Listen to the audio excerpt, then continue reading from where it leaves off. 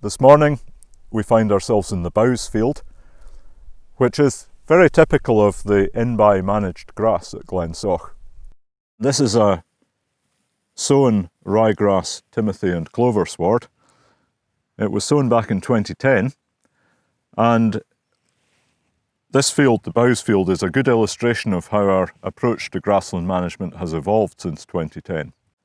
The principle is very simple, that we grow the grass, we graze it off, we feed the grass, and then we rest it while it's regrowing. Through that approach, we're actually maximising the amount of the grass that is utilised. And the reason for that is that if the sheep have a free-for-all, then they will preferentially graze the whole field and they'll wander about and they'll trample it and they'll dung it, and none of the grass is getting to rest.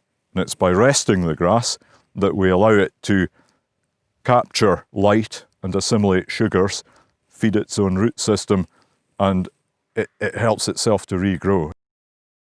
So the Bowes field extends to, in round numbers, 8 hectares, and we've subdivided it into 3 2.6 hectare plots. And the approach therefore is that we're grazing one of the plots just now while the other 2 plots are resting. How do we feed this grass? Well, pH is fundamental to getting the grass to grow, and in this naturally acid environment we're trying to maintain a pH of 5.9 or 6 by application of lime perhaps every 4 or 5 years. The next thing I have to focus on is nitrogen.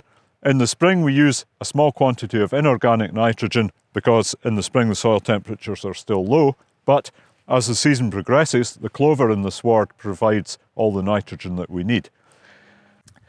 What other inputs do we require? Well, we need to keep our potash levels, potassium levels, at the level that's required to grow good clover. And light applications of farmyard manure are how we do the feeding from midsummer onwards. How frequently should we reseed a pasture like this one, which is obviously still productive?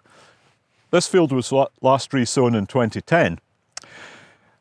I'm in no hurry to reseed it again because in fact it's become more productive in the last 2 years as we've gone down the rotational grazing route. One of the costs in reseeding is the soil carbon loss. If I kill this off, plough it up, break it in, we lose a lot of carbon to the atmosphere, and that carbon has been assimilated over the past 10 years. We're trying to manage Glensoch as a low carbon emitting farm, so we're not prepared to have that cost unless there's a proven need for it. And because this pasture is still productive, I'm happy with the way it is, and I'm in no hurry to break it in.